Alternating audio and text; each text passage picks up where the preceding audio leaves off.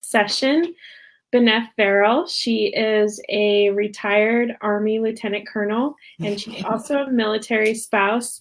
So she fits the role, both roles of this week's summit in terms of being a military spouse and a veteran and a travel entrepreneur. So I'm really excited to have here on this session today to talk about her experience as a veteran, a spouse, and a fairly new travel entrepreneur. So, and she's got a very cool business concept and lots in the works, and you guys are just going to be fascinated to hear what she has going on.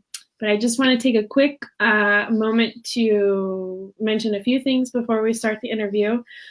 First, if you haven't had a chance to catch up on the other interviews we've had 4 other great interviews with other travel business owners, whether they're travel agents or travel bloggers, but they've all had some sort of affiliation with the military lifestyle, military community, and they all have different business models. So if you're thinking about a career in travel, I highly encourage you to watch those videos because it gives you a really good perspective on the different opportunities out there and understanding of the different backgrounds that everybody's coming from when they start their travel business.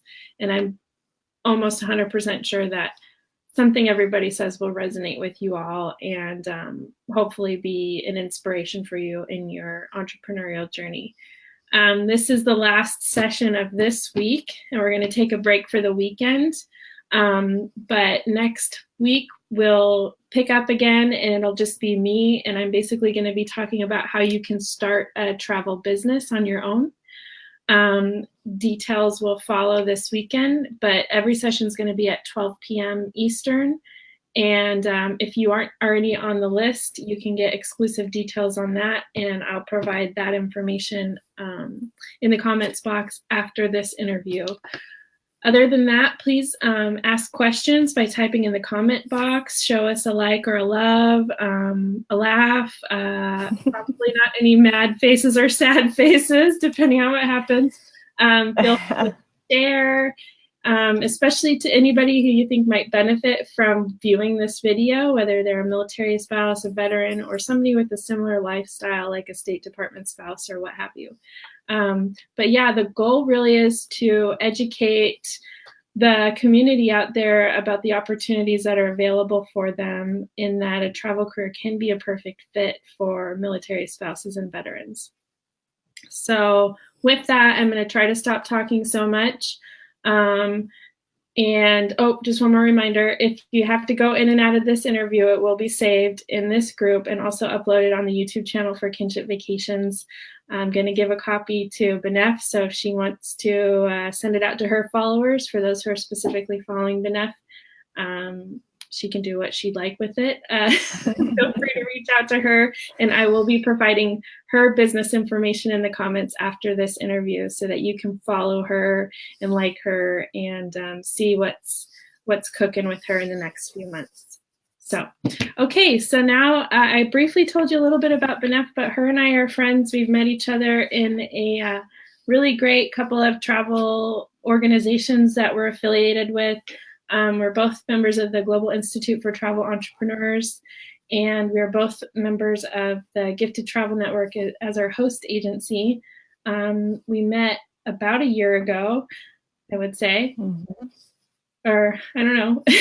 Yeah,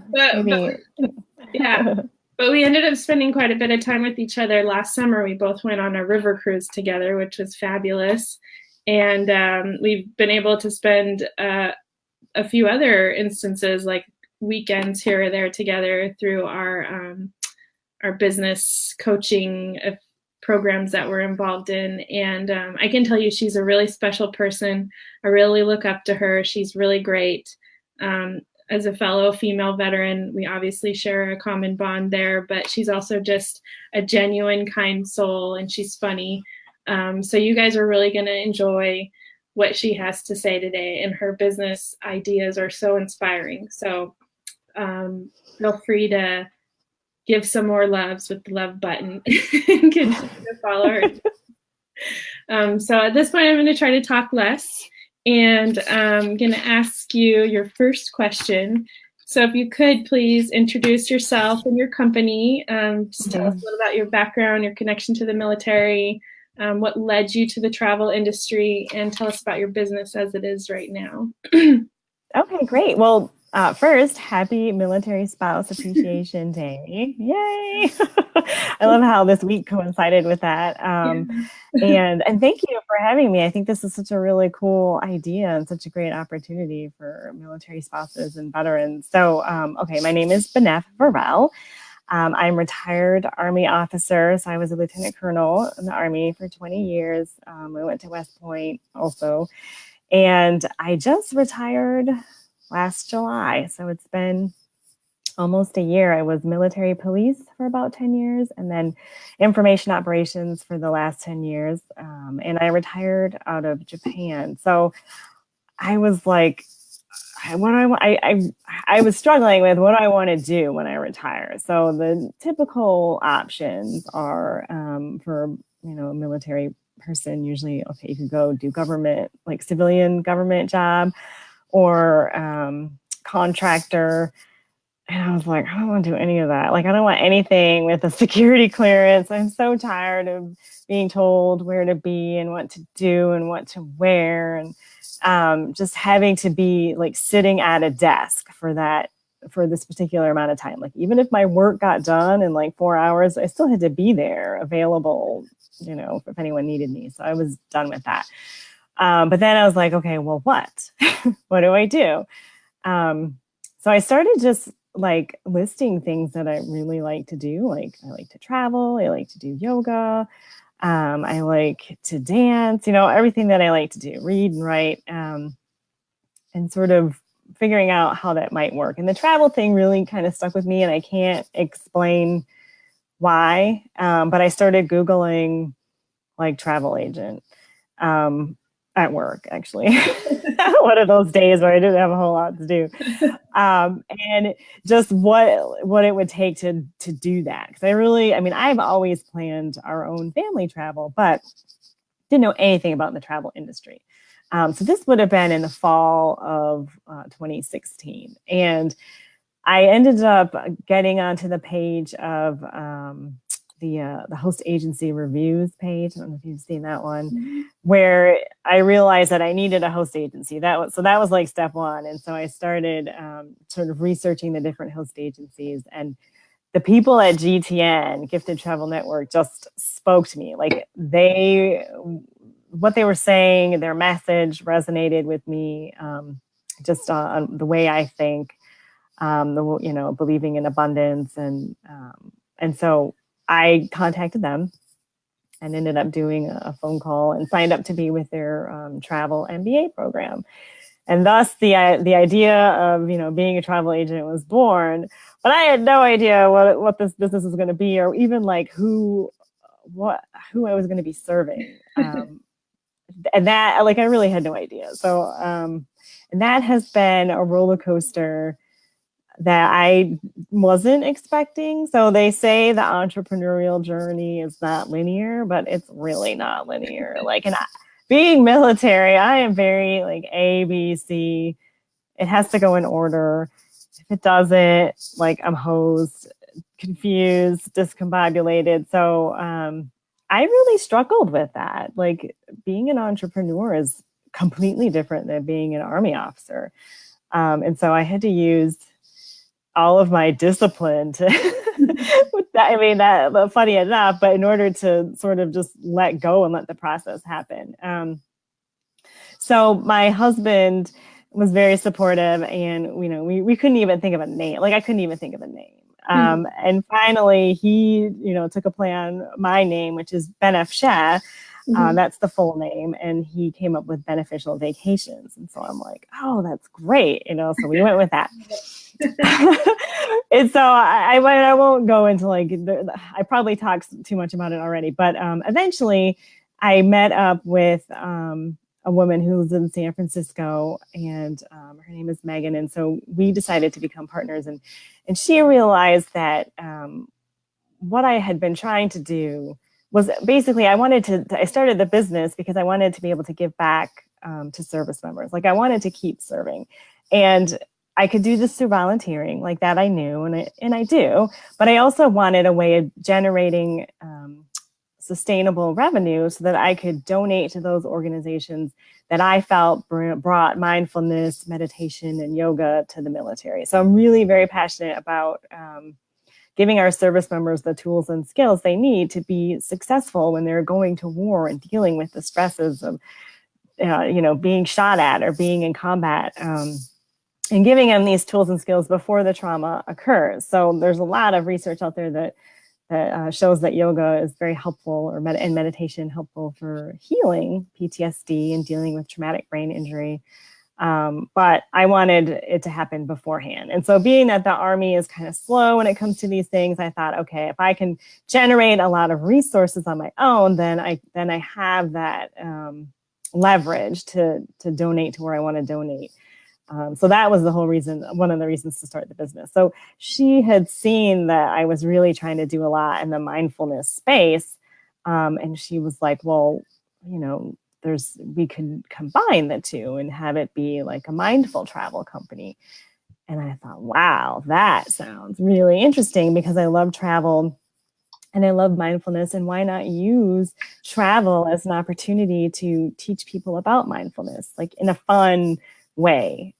Because certainly you could learn many other different ways, but for me, every time I go on vacation, it's an opportunity to sort of break away from the daily routine, because I'm physically going somewhere else, and try something new. And so we thought this would be a fun way to do that. So that's where the mindfulness piece came in. And so we updated the brand to Beneficial, a Mindful Travel Company. And that's where we are, is sort of developing, like, what is our product going to be? Because we are looking at group retreats, but also looking at just teaching people in general about mindfulness. So we have to determine, like, what exactly is that going to look like, and how is that going to coincide with travel? So yeah, there's a lot of, it's evolving. It's actually evolving as I'm talking. I hope I answered your question. Because I might have missed something. No, absolutely, you did. And I have some follow-on questions as a result of that, because I mean, I'm sure that other people viewing just like me are just totally fascinated with this story. So what brought you to this idea of mindfulness? Like, was there something that happened as a result of your career, or like, why mindfulness? Why are you so into it? Yeah, so no, that's a really good question. And I bring myself back to like 10 years ago.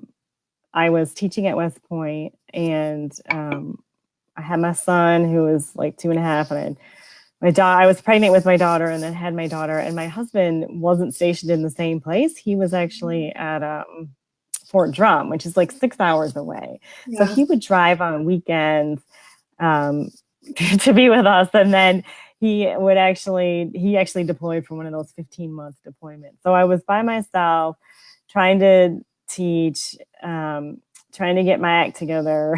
I was drowning, basically. Like I finally, my boss was like, "You need help."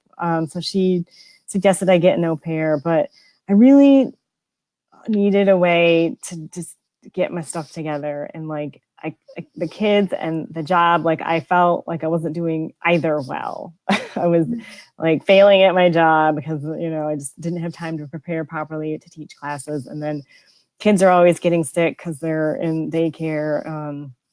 And I'm just exhausted. So I don't even know where I got I must have gotten a magazine or a flyer, but I turned to yoga. So I actually asked my mom to come up and watch the kids for a weekend. And I went on my very first yoga retreat. And so that was like the spark, I guess, of the mindfulness journey. That, there was a ton of roller coasters happening from 2008 to now.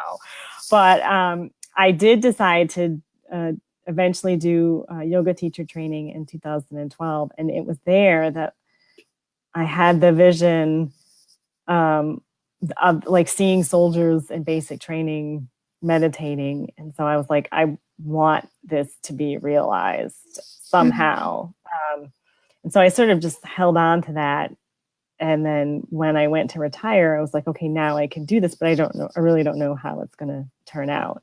Where am I going to get the money to make this happen? Because, to get the Army to do it on their own, they're going to be like, mindfulness or maintenance? Okay, well, we're just going to go with maintenance because, that's like immediate, like they could see that target, like, so that's where that came from. And I've really been, like learning how to be present in the moment, not, worrying about the past or worrying about the future. Like it changed my quality of life. And I wanted that knowledge, that skill to be available to everyone. But of course, I really care very much about the service members. So, yeah.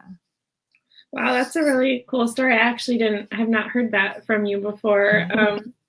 And it's really interesting that at that time you were basically, sounds like a single parent, and as a result of being a military spouse, but also trying to have a career with 2 really young children. So I feel like there's a lot of people out there in our community that can really resonate with that, where we've been in those times where we're just barely surviving, and we have to figure out some way to, more than survive, basically. So the way that you found yoga and mindfulness that's pretty awesome that you're able to like recognize that as an option and a way to make it better for yourself and your family.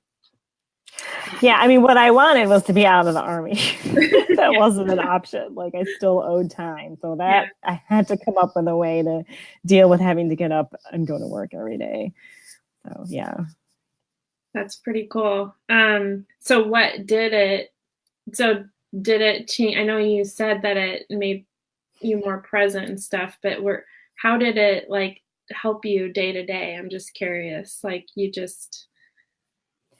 I feel like, and it's been like 10 years now. So, but I feel like over the course of time, different layers of thoughts or beliefs that I clung to as true, I realized were untrue. So the thought that I couldn't ask for help because I would be burdening someone, like that eventually went away. Like, and I'm like, okay, I can ask for help, especially the military spouse community are always so generous because they get it and they're willing to help.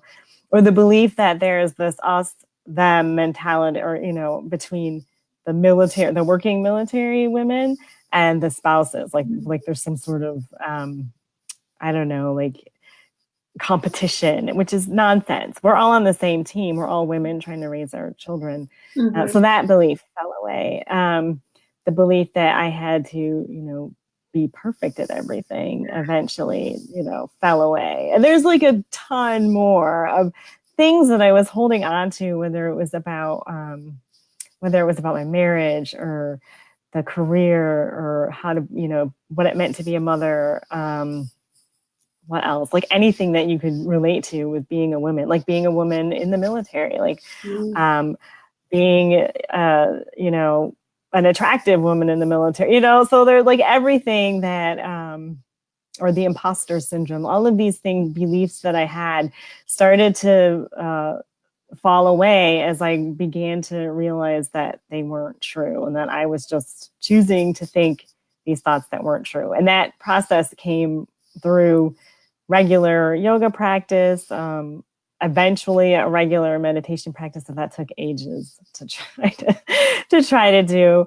And then just being aware of what it was that I was actually thinking. Like sometimes the thoughts that I would think were really very unkind. Like I wouldn't say stuff to other people that I would say to myself. Like, it was just mean. Like, who does that? Why am I like thinking these things that are so mean to myself? So it seems like it shouldn't be that difficult to just change the way we think, but it's so I guess because if we're not conscious of it, it's just, the thoughts are just there. So, yeah. It's really difficult, but at the same time, it's not difficult. It's kind of funny, like once you because Right. once you've done it, you're like, oh, that was it. But it is really difficult to get to that point where you turn. The level of awareness, right? Yeah, that's where it's like, and once you like remove that veil, then you can't go back. Now you're like, oh, okay, and things just change from there. Yeah. But like what you said about being able to ask for help and opening yourself up to the traditional military spouse community and stuff. I think that's right. Really, I went through the same thing, and like it took me until I had my daughter down in Miami, and like her first year of life, which was sort of miserable to me for a couple of reasons, but one was like postpartum depression, and it wasn't a typical like military community. There was no real base, but anyway, just like sometimes it takes, in my case, it took over 10 years in the military to realize that it's okay to ask for help, and there's people that want to give the help, and how much better it makes your life when you do like open yourself up to that. And I think that's a helpful lesson to know and learn as you begin an entrepreneurial journey, because no entrepreneur can do it on their own either. So it's interesting that like all of those things that you went through inevitably contributed to the journey that you're on right now. Right. Entrepreneur. Yeah, well, because I knew that I wasn't gonna do this alone. Like, especially when hey, dude, I'm on the phone. What did I tell you? Hi. Okay, thank you. You can get your phone if you need it. Oh my goodness. What was I saying? That I knew I didn't want to try to do this alone because this was something completely new and I had no experience. So yeah, I was like, I'm not even going to try because I'd already learned that lesson before. Yeah. Okay, so I'm going to move on and ask you some more questions. So tell us, what about the military lifestyle, whether your experience as a service member or military spouse has helped to prepare you for your current career choice?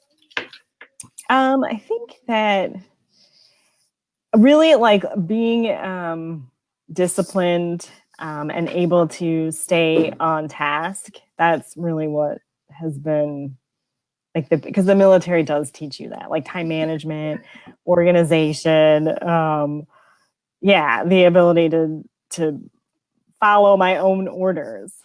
So that I set for myself. So like goal setting, like all of that stuff is things that I learned through going through West Point and being in the military. And now I'm doing it like I'm my own boss. So having that discipline to set a task and then follow through with it is, very, that's very, very useful. Right. So I can't argue with that. Yeah, definitely. Okay, so what is it about the travel industry that you love?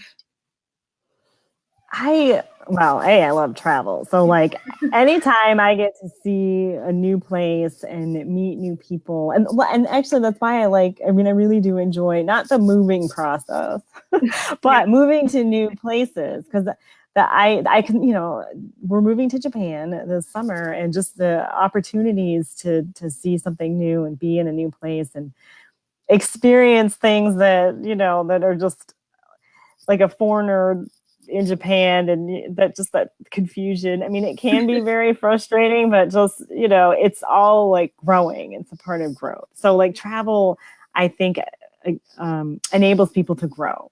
Yeah. And even if they're really going to the same place every time, it still enables people to grow. Mm-hmm. Okay.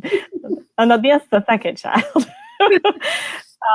So with the travel industry, I mean, and I haven't experienced much of it besides GTN, so I don't know if they're like the norm for the travel industry as far as being very open and kind and welcoming. Mm-hmm.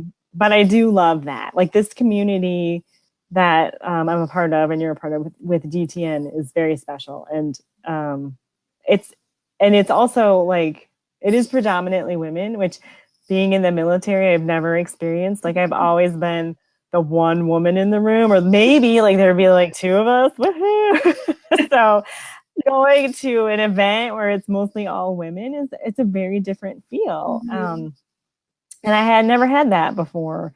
And there isn't any competition. So that was also very refreshing.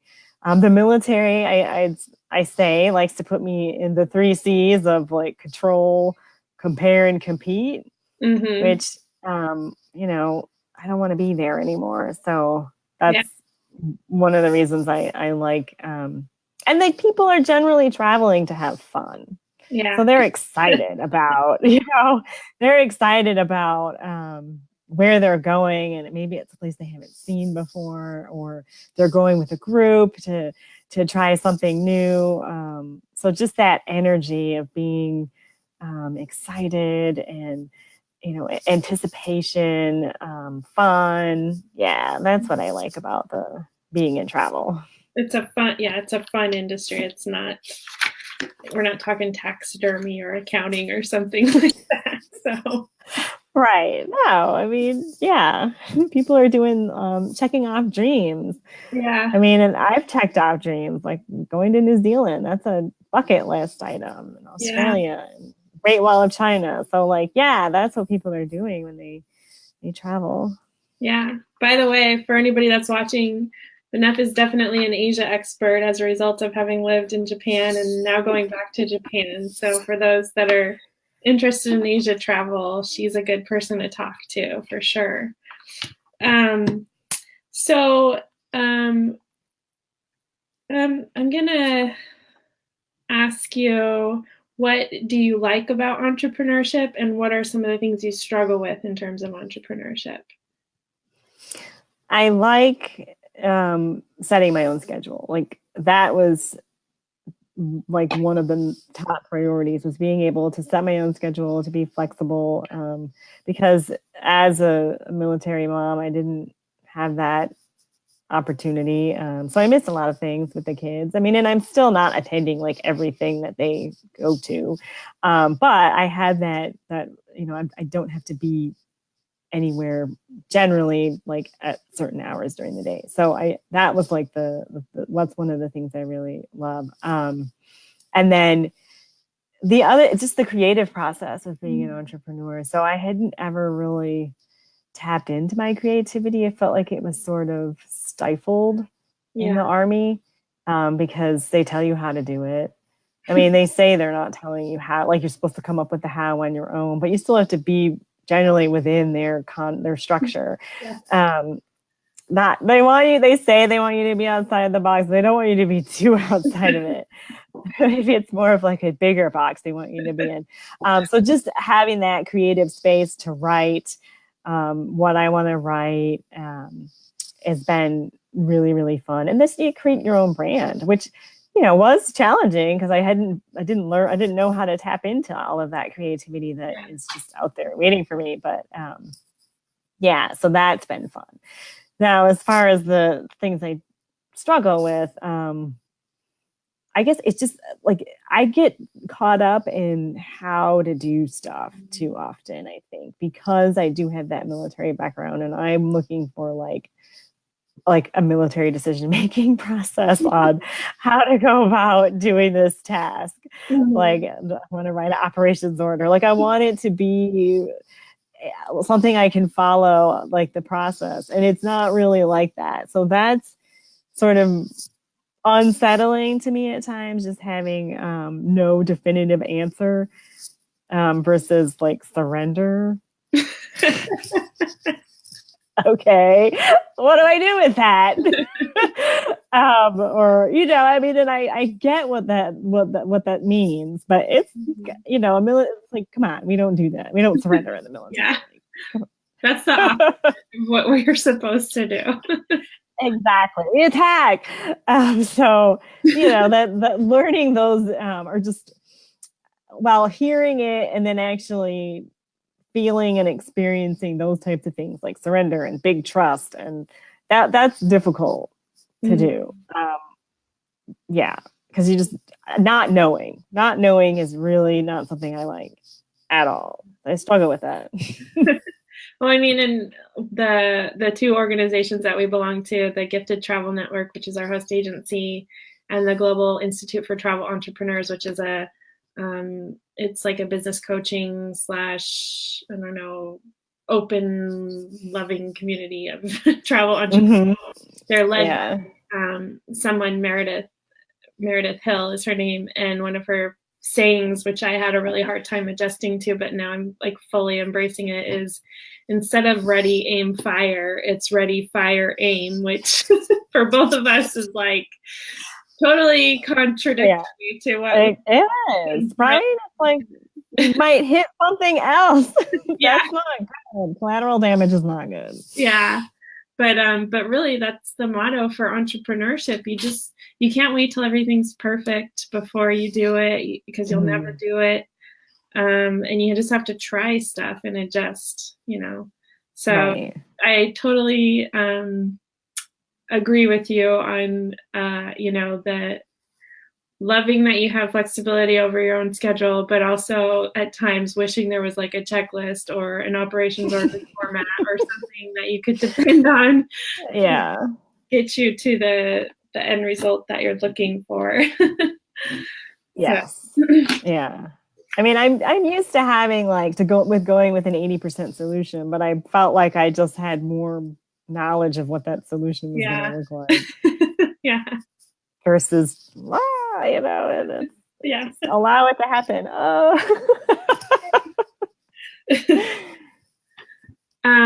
Okay, so let's think about the future. When you envision yourself and your business a year from now, 5 years from now, what do you see?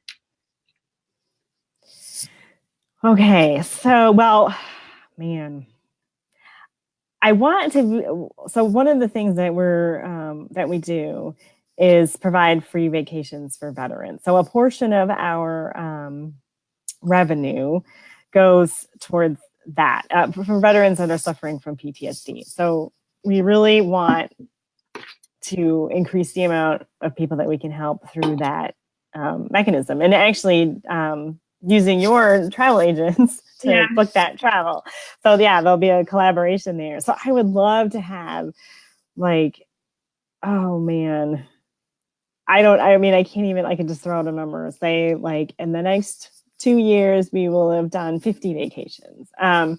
But what's even more exciting to me is being able to tell that story. So I would love to have some sort of video series where we're telling the story of the veteran through the lens of travel, just so to sort of bridge that gap between the military and the civilian population of the understanding of the effects of war. So, but using travel to make it lighter, and also profiling the travel agent who would be military veteran or spouse that's booking the travel, and maybe even some people in the travel industry. I'm just envisioning this television show. I don't know, but I would love to be able to do that. Now I am writing a book, and it's funny because I've watched Elizabeth Gilbert, and I think I got this from her TED Talk where she said that you don't really write the book writes you. And so as I'm going through this process, because I have a coach, an author coach, I'm not even sure where I'm going with this book. So I thought it was going to be about mindful travel, but I honestly don't. I mean, I don't know. I do think it's going to be about mindfulness because that's been such a game changer in my life. So, but I'm not exactly sure. So the book will be written. Actually, it'll be published in August. But I don't. And I'm hoping that a year from now, it's helping a lot of people. Maybe there's some sort of coaching program that comes out of it that has to do with mindfulness and travel, somehow together. And then let's see, eventually retreats, I think will come along to leading retreats and to, I guess, experientially learn about mindfulness that way. Can you talk a little bit about what you envision for the retreats? So I think it'll probably be centered around the book. So whatever sort of program that has to come out of me yet throughout the creative process, the retreat will be centered around that book, and offering people the tools and skills that I wish I would have had in 2008 that I eventually gained, though it took 10 years. And I'm hoping maybe that it doesn't have to take 10 years for somebody else to do it. So yeah, our company doesn't book like individual travel. So we do group travel, or like the retreats that I'm talking about, but we're not doing like the one on like a family of 4. Like that's not the type of travel that we're booking. So yeah. And then, we have like a ton of other ideas that we're thinking about. But like I said, we're like the mindfulness, like the travel and the mindfulness really only came together like in February.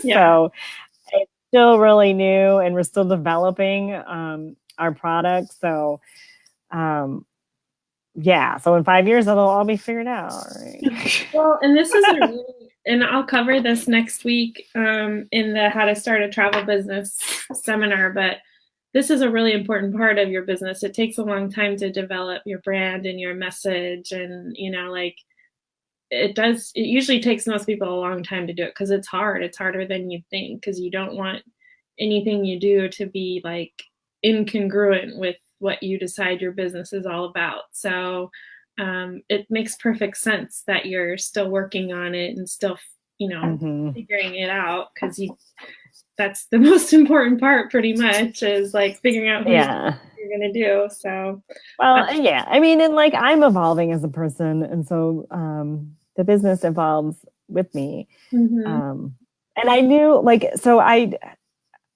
and if it didn't feel right, like the first iterations of the brand, they didn't feel right. Like they felt like the 80% solution. But I was like, I need to launch at some point, because it's never going to be 100%. I'll be waiting for ages if I don't. So it is, and I feel like we're a lot closer. Like we are at 100% or 99%, like I'm very pleased with where we are right now.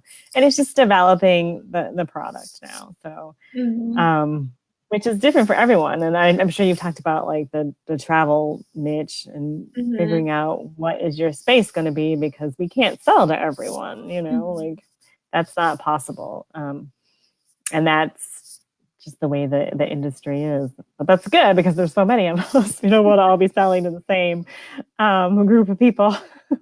Yeah, and I mean, if people are going to follow you and resonate you, it's because they feel that you're genuine and sincere. And so you want to make sure, what you're putting out there works with who you are. And if you're evolving, then you got to figure out what that is, I guess. So yeah, it makes perfect sense. Yeah. So what kind of things do you do to keep yourself educated as a travel professional, or to keep your entrepreneurship skills growing? So I'm a big believer in coaching, and I didn't even have, let me think, I didn't have any mentors in the Army, which is odd, because they're all about mentoring and coaching. Like my husband he's had a ton. I think it's hard for women to have mentors. Yeah. I'm trying to, I never did. So that stinks. But I mean, but I understand the benefit of it, because you have someone that's been there and done it, and can sort of help you through, or just at least guide you. Like they're not telling you how to do it. And that's one of the things that I really like about Gift, is that they do offer that, because otherwise they would have been lost. Now they have the traditional, the Army has like the Boots to Business, and that's I guess a coaching or a mentoring. Maybe it's just a course.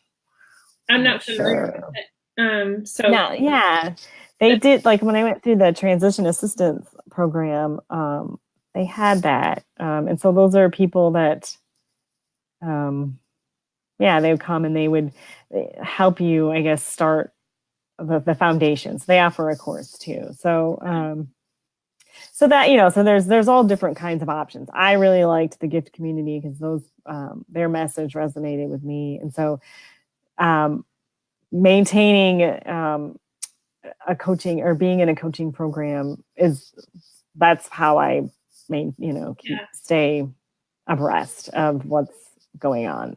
And then there's also a lot of different travel conferences, and that's learning really about like the product. But I don't, honestly, it's like there's so much like travel supply product that's it. It feels to me overwhelming and impossible to try to learn all of it. So I don't try to do that. I get sort of like the wave tops and then use the resources of the gift and the GTN community to really dive deep into a particular supplier if I'm, working with a group of clients that want to do that river cruise or do that resort or whatever. So I like having that resource, and that's really where I think that's what sets us apart, I guess, as a community, is having that knowledge pool to just ask a question, be like, help, I don't know. So yeah, and I think that so other than just maintaining like the couple of industry conferences a year, because I mean, there's so many conferences, you could be going to one every month. Like that's not going to work for me. So choosing the two that are really going to be like the most valuable for me, and then maintaining the coaching for the business.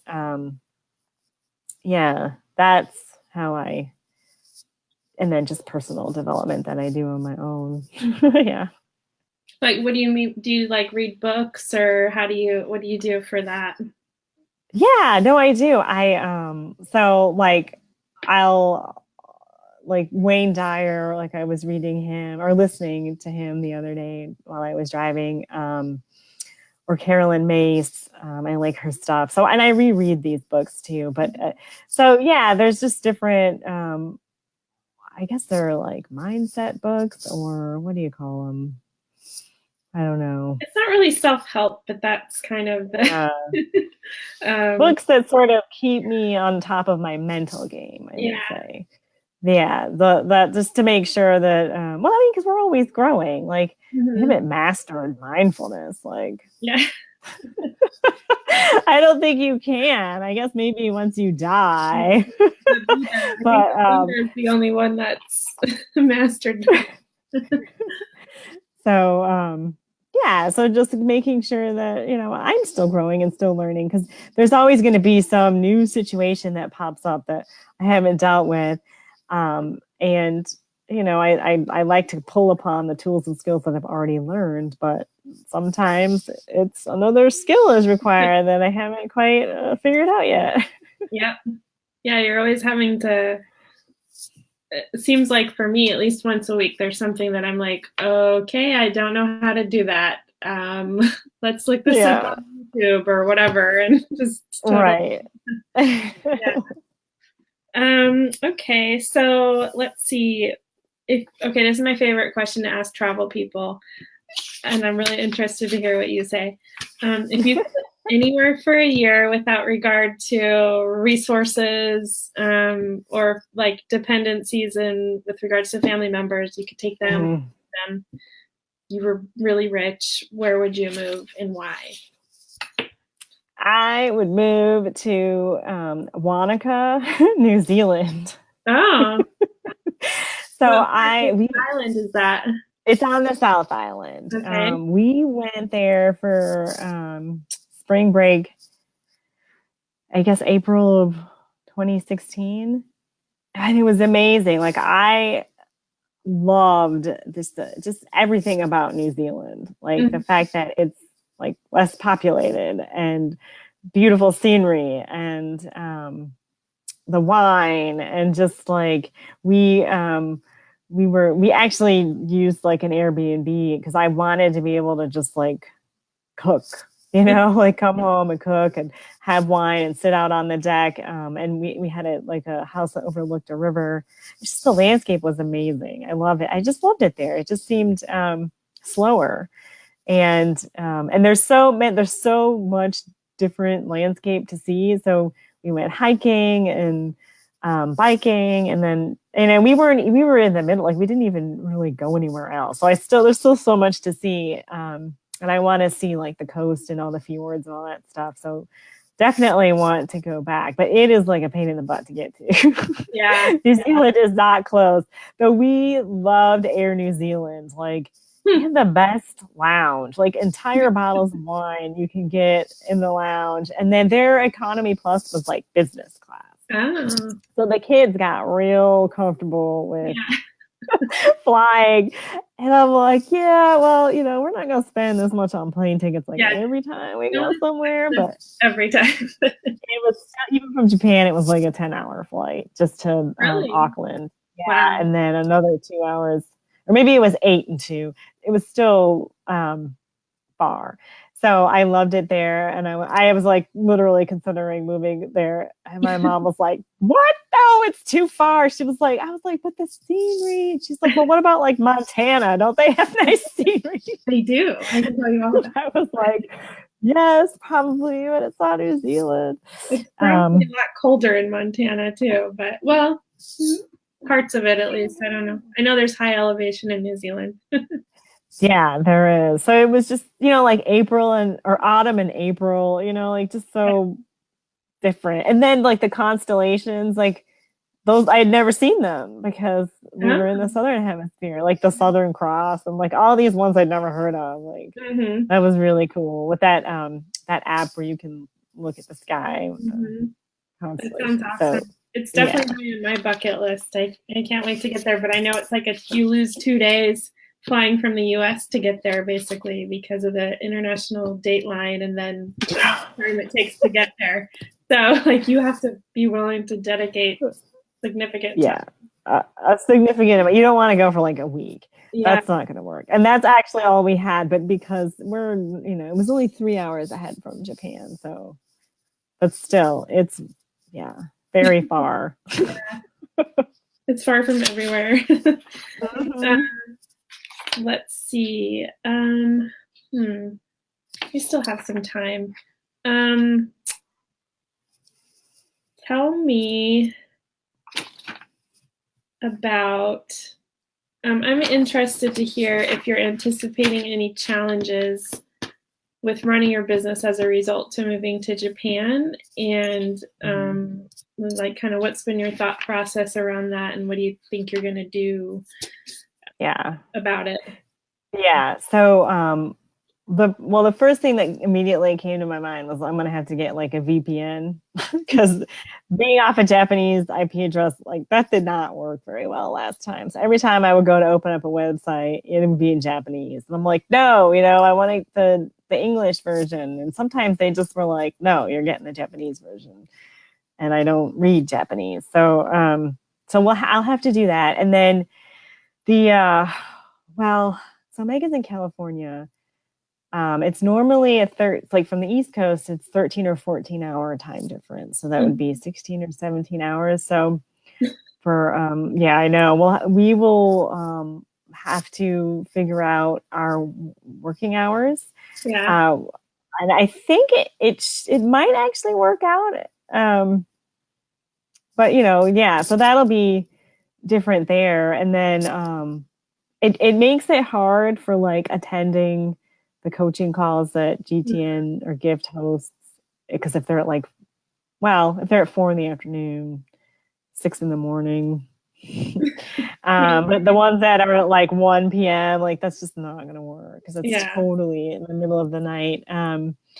So that, and then as far as like the legal stuff, so I don't actually know how that works being a military spouse overseas as far as like taxes and stuff. And that's why we're meeting with an accountant next week because the LLC is in DC, because I needed some sort of stable address, and that's my parents are there. But Megan's in California. Mhm. California has all these weird rules for sellers of travel, and definitely making things complicated. So we have to figure out, like, if I'm in Japan, do we just move the LLC to just California?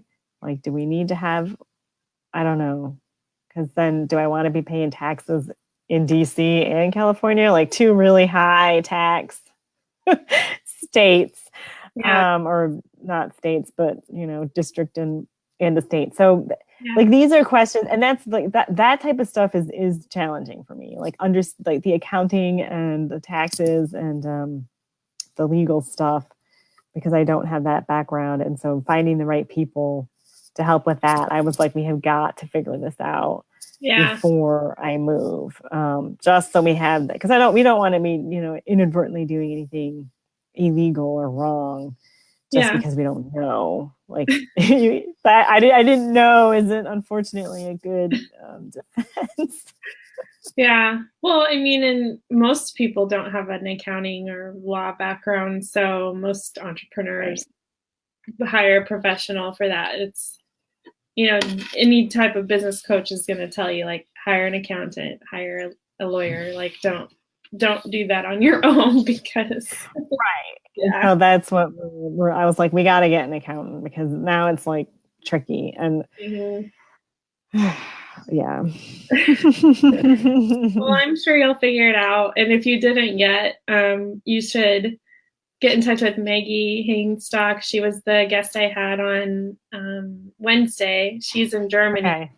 And she was talking about how she's stationed at Wiesbaden, how she's trying to, like, figure out ways around the German bureaucratic system. So I didn't even think about that. We might have some useful pointers for you. But well, I mean, and Megan and I will have to do some traveling back and forth, because we do need to meet in person at times. Like, we'll be doing a lot of virtual stuff, but it's important to have that face to face. Like, you really can't get around just being in the presence of someone and the energy. And just so, even like if we're doing like strategy meetings or something, I think that quarterly at least we'll have to meet together. So we're getting close to the end of our time frame. So I was gonna just briefly check if we have any comments or questions in case I missed it. But while I'm checking, could you impart any last words of advice, if you had one piece of advice to give to veterans or military spouses who are looking at what they're going to do next with their career? What would you say to them? I would say, let me think. Because you only get like one shot at it. You can put all kinds of stuff in the comments after this if you want.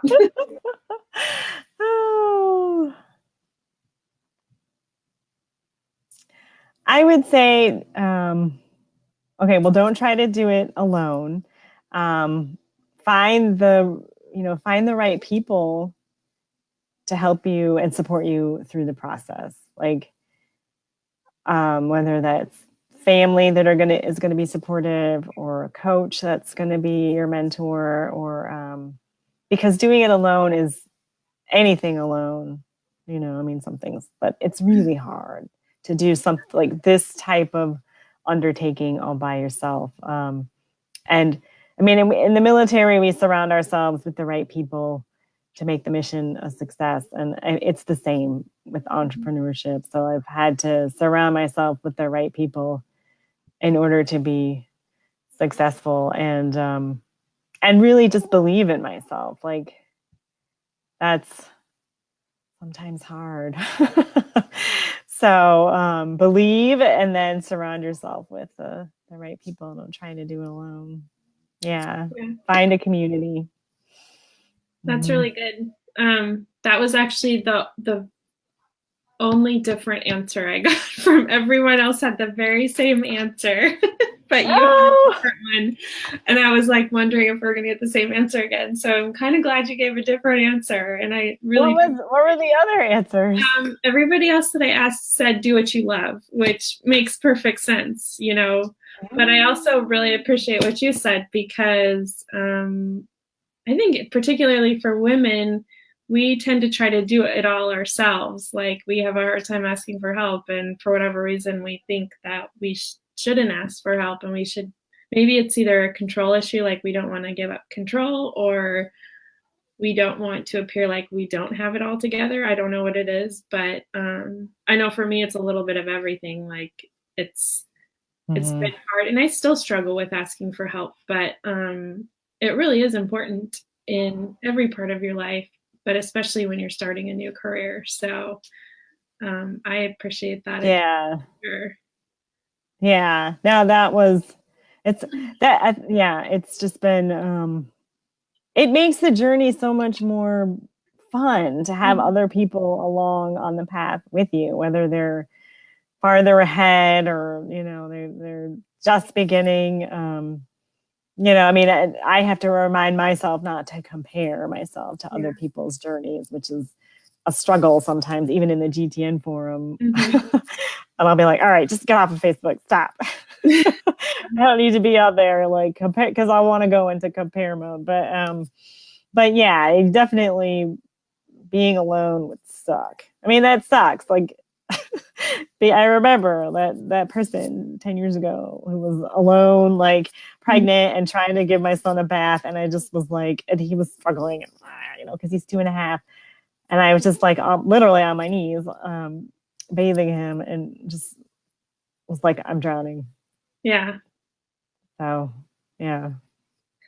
I think we've all been there, and nobody likes to be there. So I really agree with asking for help. And if you're somebody watching this and you're there, know that you have a community that's ready to help you and be with you and help you to be the best person you want to be. So feel free to reach out to any of the people that have been on the videos this week, because we're all we've all been there, and we know we know what it's like, and we're all ready to help in any way that we can, or just listen or whatever. So with that, I'm gonna go ahead and just give the final plug. I'm going to add Benef's contact information and her business information in the comments. So if you want to reach out to her, it'll be available there. Please follow her company, Beneficial and Mindful Travel Company. Yeah. And her social media postings and whatnot. She has a great blog every week, so I encourage you to follow her blog or her newsletter as well.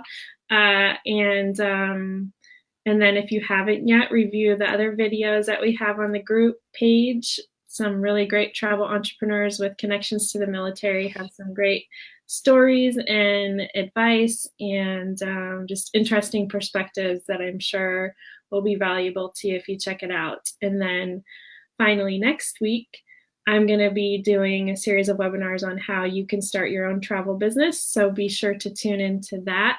And don't forget to share this with anybody who you think might find it useful.